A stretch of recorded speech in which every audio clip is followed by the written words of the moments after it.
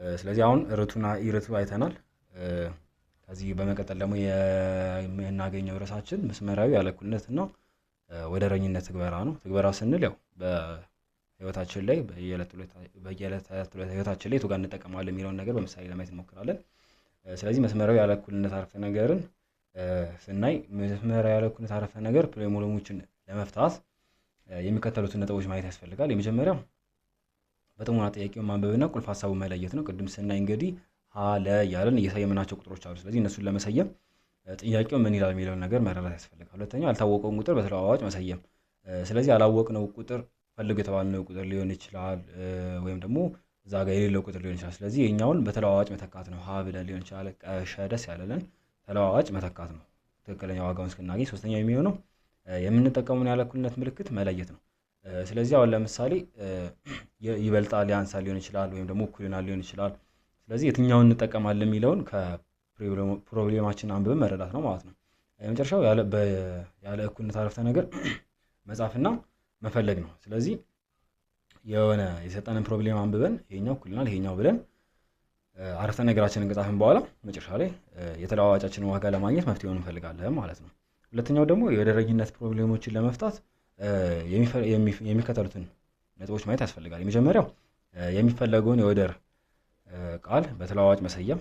ስለዚህ የምንፈልገውን እስክናገኘው ድረስ ሀ ለ እያለን እንደመጀመሪያው ቀ ሊሆን ይችላል ማንኛውም ቁጥር ተለዋዋጭ እንሰይማለን። ሁለተኛው ሰንጠረዥ እናዘጋጃለን። ስለዚህ አንደኛው ሲጨምር ወደረኝነት ማለት ማወዳደር ስለሆነ አንደኛው ሲጨምር አንደኛው ይጨምራል፣ ወራ አንደኛው ሲቀንሳል እያለ ሰንጠረዥ እንሰራላቸዋለን። ስለዚህ አሁን ለምሳሌ ቀና ሸ ብለን ብንሰይማቸው የቀ ዋጋ ሲጨምር የሸ ዋጋ ምን ይሆናል የሚለውን በሰንጠረዥ እንሞላዋለን።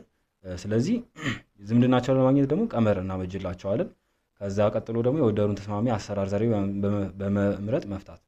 ስለዚህ በሚያስኬደን መንገድ መደመሪውን መቀነስ ወይ ማካፈል እያልን ተስማሚ አሰራር ዘዴ በመምረጥ መፍታት ይኖርብናል። ቀጣዩ የመልሱን ትክክለኛነት ማመሳከር።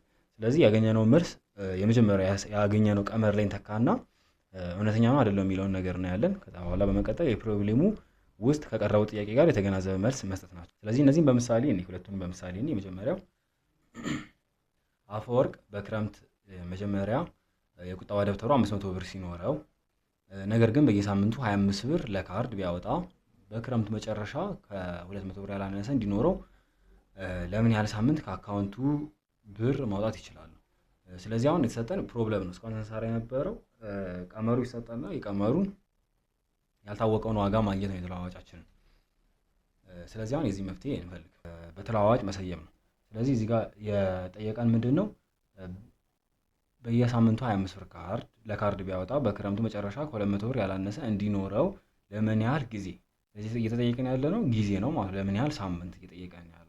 ስለዚህ ሀ ተለዋዋጫችን ሀ ነው ብለን ብንወስድ ስለዚህ የተጠየቅነው ማለት ነው የሳምንት ብዛት የሳምንት ብዛት ማለት እንችላለን። የሳምንት ብዛት ነው ማለት ነው። ስለዚህ ተለዋዋጫችንን እናውጣ። ሁለተኛዎችን ደግሞ የሚሆነው ተለዋዋጫችንን ካገኘን በኋላ ቀመራችንን መፈለግ ይሆናል ማለት ነው። ቀመራችን ማለት ሁለቱንም የሚያገናኛቸው ግንኙነት ምንድነው የሚለውን ነው። የተጠየቅነውን ለማግኘት ከተሰጡን ጋር ለምሳሌ የተሰጡን ማንና ማን ናቸው? ብርና አካውንት ውስጥ ያለ ብርና ጊዜ ነው የተሰጠን። ስለዚህ እነዚህ ሁለቱን ነገሮችን ቀና ሸ ማለት እንችላለን። እነዚህን የሚያገናኛቸው ቀመር ምንድነው የሚለውን ነገር መፈለግ ነው ማለት ነው። ስለዚህ ስንነሳ ማን ሰጥቶን ነበረ? 500 ብር አለን። ከዛ በኋላ ሲቀነስ 25 ሀ ይበልጣል ወይም እኩል ይሆናል ለ0። ይሄኛው ወደ ፕሮብሌሙ ስንወስደው ምን ማለት ነው? ሲነሳ 500 ብር ነበረው። ከዛ በኋላ ምን አደረገ? በየሳምንቱ ሀ የሳምንት ብዛት ነው ብለናል። ስለዚህ አሁን ለምሳሌ በአንድ ሳምንት ሲሆን 25 ብር ያወጣል ከአካውንቱ ላይ። በኋላ 500 ሲቀነስ 25 የመጀመሪያው ሳምንት አንድ ሳምንት ነው ሲባዛ በአንድ ይሆናል ለራሱ አንድ። ስለዚህ የመጀመሪያው ተለዋዋጫችን የመጀመሪያው ዋጋችን ይሆናል ማለት ነው። ይሄ ብር ከዚህ ላይ ቀናንሳ 475 ብር ይቀረዋል የመጀመሪያው ሳምንት ላይ። ግን እዚህ ጋር ምንድነው የተባለው? እንደዚህ እየቀነሰ ሁለተኛው ሳምንት ላይ ሲሆን ስንት ይሆናል? 450። በኋላ ሶስተኛው ሳምንት ላይ 425 ብር ካርድ እየሞላ ማለት ነው በየሳምንቱ። ስለዚህ 25 ብር እየቀነሰ ሄዶ ያ አካውንት ውስጥ የነበረው ሲነሳ 500 ብር ነበረ። የ500 ብር እንዳየነው ወርዶ ከ200 ብር በታች የሚሆነው የቱ ነው? ስለዚህ 200 ብር ጀምሮ ከ200 ብር በታች ነው አለን ማለት ነው። ስለዚህ ከ200 ብር ያላነሰ ስለዚህ ከ200 ብር ያላነሰ ማለት ከ200 ብር የሚበልጥ ቁጥር ማለት ነው። ስለዚህ እዚህ ጋር እኩል ይሆናል ያልነው ለዛ ነው። ሄዶ ሄዶ ሄዶ ሄዶ ከ200 ብር ያላነሰ። ስለዚህ ልክ አፈወርቅ ስንት ብር ሲቀረው ያቆማል ማለት ነው? 200 ብር ሲቀረው ካርድ መሙላቱን ያቆማል። ስለዚህ ወይም ደግሞ 200 ብር እስኪቀረው ሞላ ብለን አሰብን ያለው። ስለዚህ 200 ብር ድረስ ነው። ስለዚህ ከ200 ብር በላይ ያሉ ቁጥሮች ማለት ነው። ለዛ ነው ይበልጣል ያለው። እዚህ ጋር ይበልጣል ያለው። ስለዚህ 200 ብርም ስለሚጠቃለል ደግሞ ማንን አስገብቷል? ወይም እኩል ይሆናል ብሎ አስገብቷል። ስለዚህ ይሄኛው ማን ይሆናል ማለት ነው? ይሄኛው እንትናችን ቀመራችን ይሆናል ማለት ነው። ስለዚህ ሁለቱን ነገሮች የሚያገናኙልን እነዚህ ናቸው። በኋላ ከዚህ በኋላ ያለው ነገር ደግሞ ቀላል ነው የሚሆነው ማለት ነው። ስለዚህ ማን እናደርጋለን? አረፍተ ነገራችንን ለመስራት በመጀመሪያ ባየናቸው ኤግዛምፕሎች መሰረት እዚህ ጋር 500 ሲቀነስ እዚህ ጋር ማን እናድርገው? 25 ሀ ሲደመር 25 ሀ በኋላ ይበልጣል ወይ እኩል ይሆናል 200። ስለዚህ በሁለቱም በኩል ተመሳሳይ ነገር ብንደምር ምንም ለውጥ ስለማይመጣ ማለት ነው 25 ሀ ይመጣል ማለት ነው። ስለዚህ ይሄኛው እርስ በርሱ ይጣፋልናል፣ 0 ይሆናል። እዚህ ጋር ማን ይቀረናል? 500 ብቻ ይቀረናል። 500 ይበልጣል ወይ እኩል ይሆናል 200 ሲደመር 25 ሀ ይሆናል ማለት ነው። ስለዚህ አሁን እዚህ ጋር ደግሞ አላወቅነውም።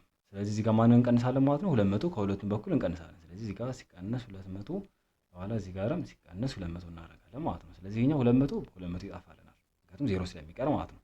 ስለዚህ እዚህ ጋር ማን ይቀረናል? 25 ሀ ብቻ ይቀረናል ማለት ነው። ከዛ በኋላ እዚህ ጋር ማን ይሆናል የቀረን? 300 ይሆናል ማለት ነው። ስለዚህ ከዚህ በመቀጠል ደግሞ ሀን ለመፈለግ እንደሆነ አደረገው እዚህ ጋር ማባዛት ስለሆነ ያለው 25 ሲባዛ ሀ ስለሆነ 25ን ለማጥፋት ሲካፈል ለ25 እናደርጋለን ማለት ነው። ስለዚህ እዚህ ጋር ማን ቀረን? 300 ሲካፈል ለ25 12 ይመጣልናል። 12 ይበልጣል ወይም እኩል ይሆናል ከሀ ወይም ደግሞ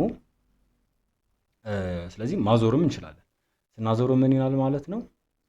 ስለዚህ ዋጋችን ምን ይሆናል? 12 ይበልጣል ወይም እኩል ይሆናል ከሀ ማለት ከ12 በታች የሆኑ ቁጥሮች እንዳለ ይሆናሉ ማለት ነው። ምክንያቱም ይሄኛው ስንገለብጠው ምን ይሆናል? ሀ በሌላ አገላለጽ ያንሳል ወይም እኩል ይሆናል ከ12 ማለት ነው። ስለዚህ ከ12 በታች 12 ወይም ደግሞ ከ12 በታች ያሉ ቁጥሮች ከ200 ብር በላይ እንዲኖሩ ያደርጉልናል ማለት ነው። ስለዚህ ሀ ስንነሳ ማን ነው ብለናል? የሳምንት ብዛት ነው። ስለዚህ 200 ብር የሚቀረው 12ኛው ሳምንት ላይ ነው ማለት ነው። ስለዚህ የሳምንታችን ብዛት 12 ነው። ስለዚህ ለ12 ሳምንት በየሳምንቱ የስንት ብር? የ25 ብር ካርድ እየሞላ መቆየት ይችላል ማለት ነው 200 ብር እስኪቀረው። ስለዚህ በእንደዚህ አይነት መንገድ ወርድ ፕሮብሌማችንን ሶልቭ ማድረግ እንችላለን። መጀመሪያ ምንድነው የምናደርገው እንዳልነው እንግዲህ የማናውቀውን ቁጥር የተጠየቅነውን አሁን እዚህ ጋር የተጠየቅነው የሳምንቱ ብዛት ነው 12 ይመጣልን እንሰይማለን በተለዋዋጭ። ከሱ ቀጥለን ቀመር እናዘጋጃለን። ከፕሮብሌማችን ተነስተን እናዘጋጃለን። ቀመር ስናዘጋጅ ግን እዚህ ጋር መርሳት የሌለብን እቺ የምንጠቀማት ምልክት ምንድን ነው የሚለው ነው። ስለዚህ የጨመረ ነው የቀነሰ ነው እኩል ነው ይበልጣል ነው ያንሳል ነው የሚለውን ከፕሮብሌማችን አሁን እዚህ ጋር ከ200 ብር ያላነሰ ነው ያለን። ስለዚህ ከ200 ብር የበለጠ ቁጥር ስላለን ይበልጣል ወይም እኩል ነው ተጠቅመናል። እሱ እናያለን። ሶስተኛው እንትናችን ደግሞ የሚገባውን መንገድ ተጠቅመን የሃን ዋጋ እንፈልጋለን ማለት ነው። ስለዚህ መጨረሻ ላይ ያገኘነው የሃን ዋጋ ከመጀመሪያው ጋር እንሰይመዋለን። ስለዚህ ተለዋዋጫችን የሳምንት ብዛት ነበረ 12 ሳምንት መጥቶልናል ማለት ነው።